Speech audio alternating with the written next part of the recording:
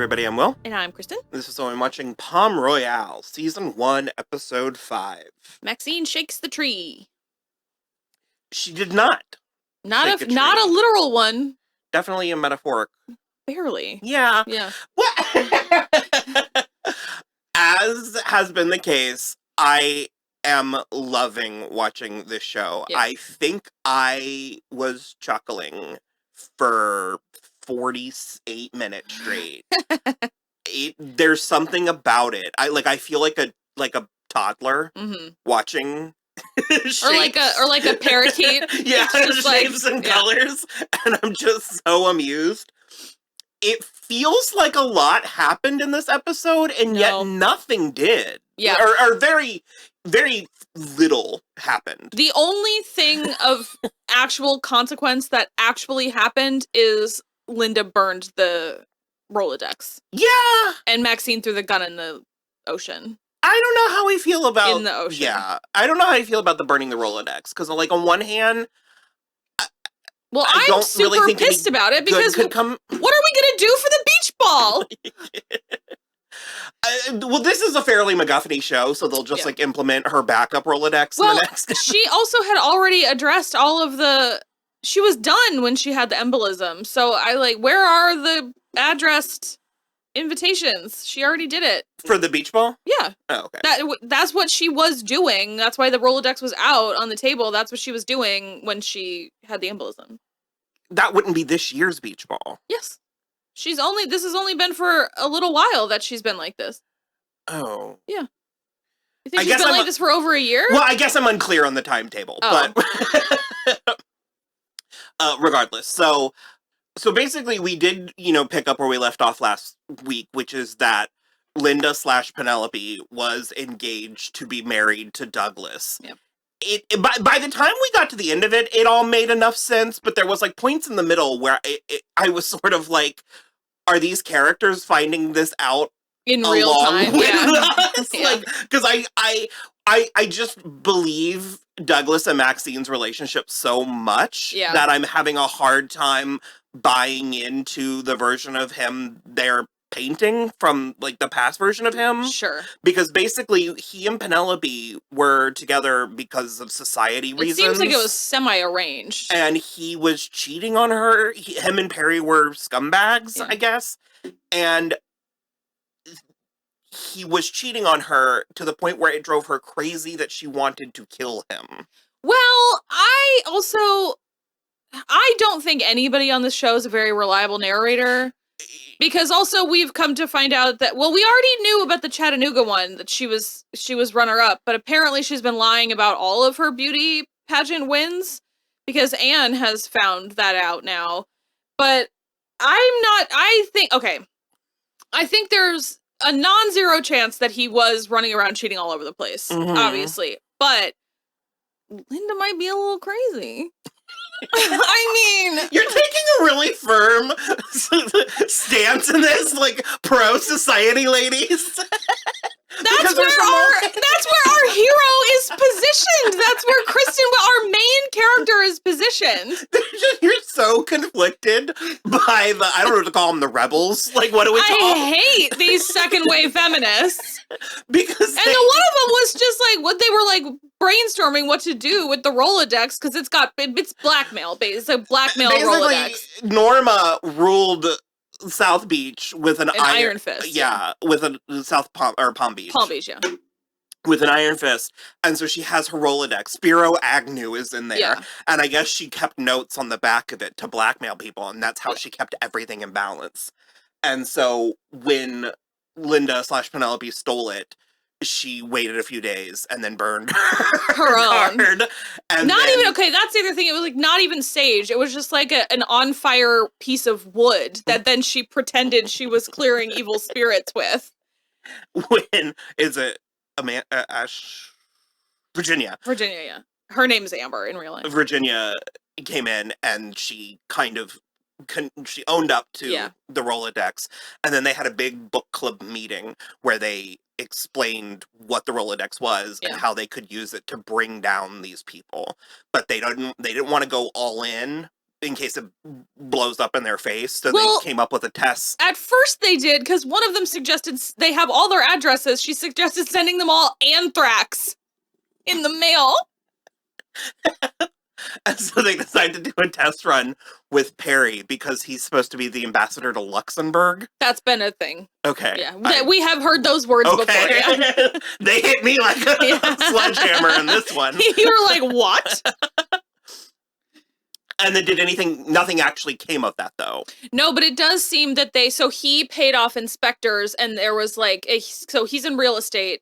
He paid off inspectors when he was building like an apartment high rise, and it collapsed and killed a bunch of people. So they're gonna out that is their plan. But it was just so funny because they are morally righteous. And you just kind of were sighing, and you were like, I don't want them to win. Okay, here's the thing. I agree that in the real world, they are relatively morally righteous. However, there's always a moment with things like this where I'm like, let's say that one woman got her way and they just start sending all of these people anthrax. Do you actually know what that's going to do? If you send Spiro Agnew anthrax, do you know what that's going to do to the country and global economy? It's very beheading Marie Antoinette. Yeah. Where it's like, okay, yes, technically, you've taken out the queen, but the problems were more than just her. Yeah. And in addition to that, my thing is like, because that's where I get about the Linda stuff, where I'm like, maybe she is just a little crazy. Like maybe, because okay, he obviously doesn't believe women. No, I do believe women. Obviously, he was cheating with Maxine, but she was like, I was convinced he was with one of my bridesmaids, and I'm like, in my mind, I'm like, are you maybe not just like a little paranoid and looking for any excuse not to go through with this marriage? Because she clearly doesn't belong in this society. So, you know what I mean? Like I could believe that she was driving herself crazy in an attempt to fit in and or was medicating or yada yada, but because I was glad that you did bring that up, though, because I wanted to say that what we've been I had bought into Douglas and Maxine's relationship, and I suppose I still do, but she seems to be viewing him with sort of rose-colored glasses. Because seeing him with Perry and then Linda is different, and then him in that flashback where they were trying to decide what to do. And Norma, I guess, what did she pay him, $100,000? Yeah.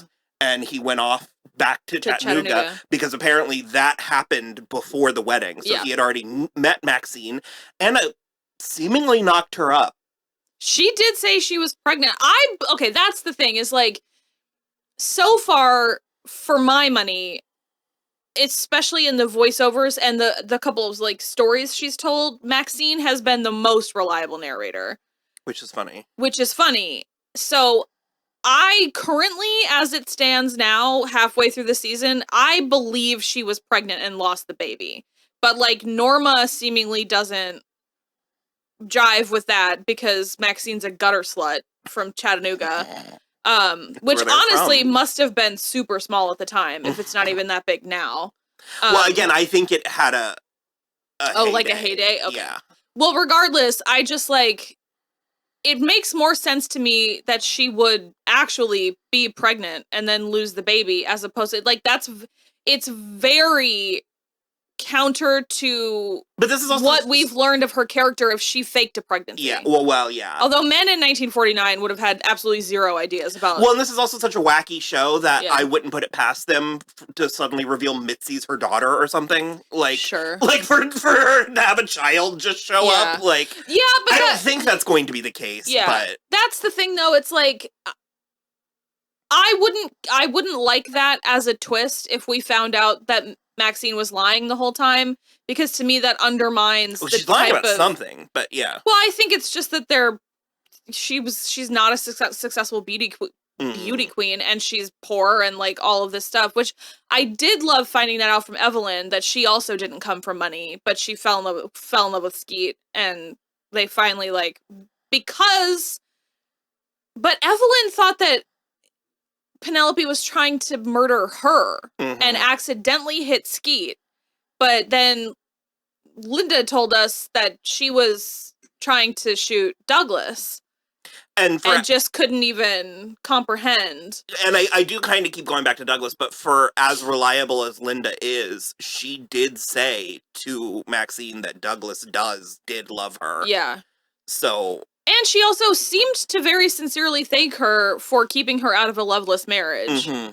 The show is a little bit reverse engineered in a weird way. Like, I feel like there's a more efficient way to tell the story. Yeah. That's not necessarily a complaint, more just a comment. Well, I totally agree, because while it was truly the height of the episode and so funny and so cute, and like I love that Dinah is like embracing Maxine now, that whole thing on the golf course in the carts, totally unnecessary, totally meaningless, totally unnecessary.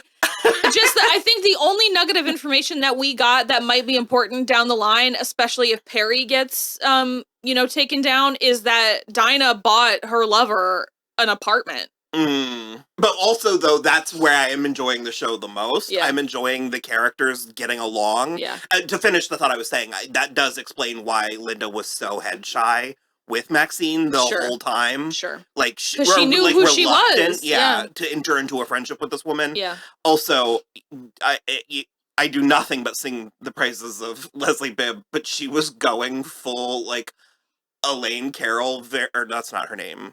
Yeah, Very Mary Kate. Oh, yeah. With her drunk. So she was drunk. doing everything like this. We also, I have to say, got the absolute gem that she calls Eddie's penis a Cuban missile.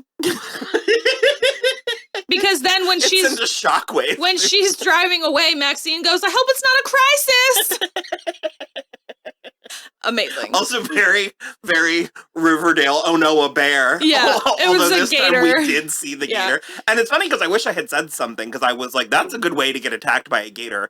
So the thing with gators, I have this conversation with Jen all the time. Yeah. They're not lying in wait. Well, except for when they are. They probably would have been more in 1969 too. Florida was way less developed than it is now.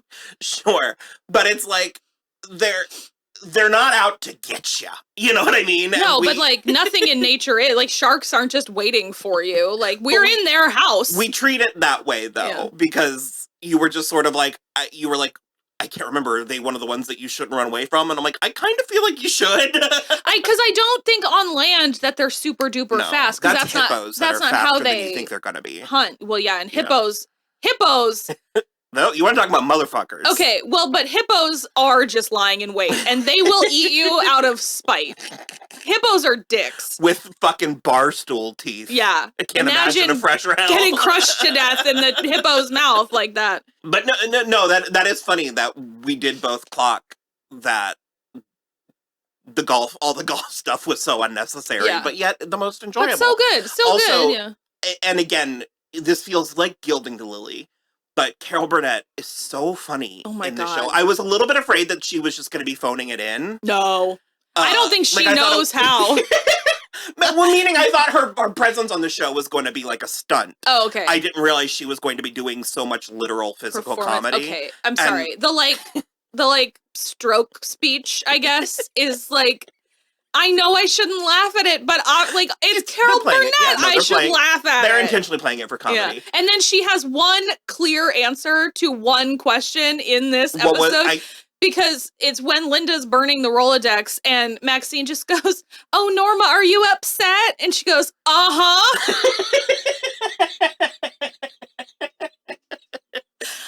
Unreal. So funny. It's so funny just watching Maxine perform friendship at Norma. Yeah. Because Maxine's just she's just describing the answers she wants to Norma. And Robert is still perplexing to me. I'm like happy for Ricky Martin, I guess, but no, he's doing a great job. But I am also perplexed. I'm like, what is your character? Because they're still not in cahoots. Maxine tried to him in this episode, and he had a really beautiful moment with Norma where he seemed to where he's seemed to understand her like his mother. Yeah. Because I thought for sure they were banging because of that doctor line, but then I thought, I don't know, maybe she was just being randy. But then they made a comment, Maxine made a comment to them in this episode, and they both recoiled like it was a disgusting suggestion. Both of them. Because she was like, what exactly is going on here? Because I said it in an earlier episode, he is devoted to her.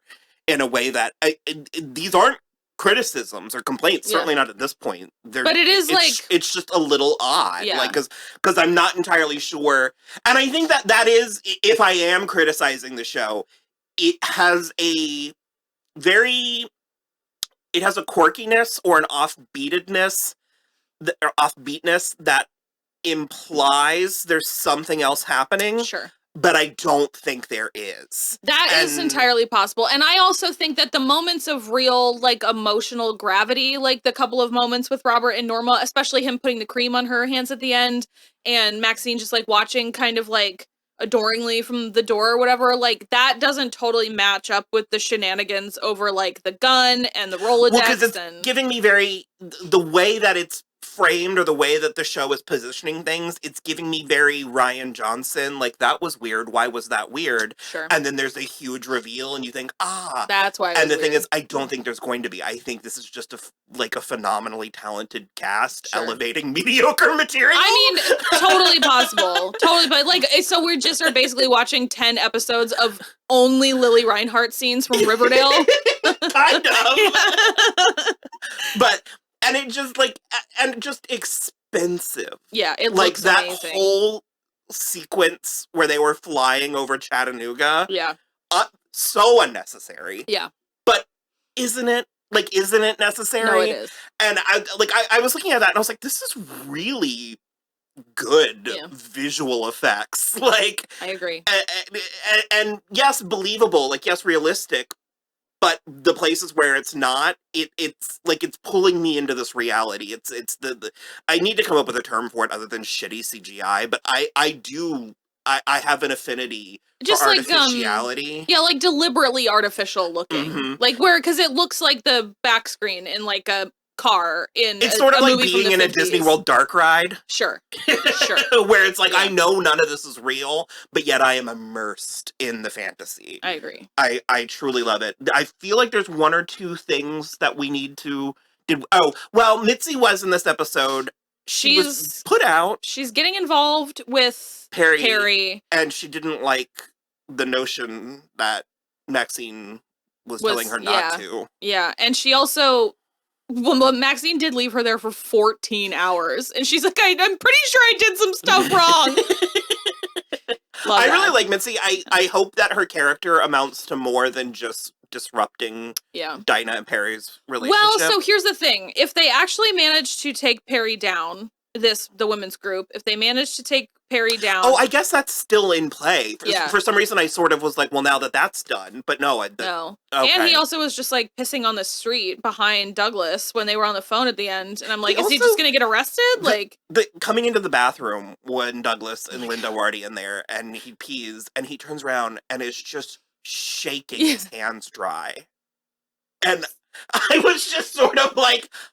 How could your hands have possibly gotten that wet? Well, that's the other thing too, is he made such a specific noise when he started peeing. I mean, it's Florida, maybe it's swampy. Both times he made such a specific noise when he started peeing, and I was like, do you need to go to the doctor?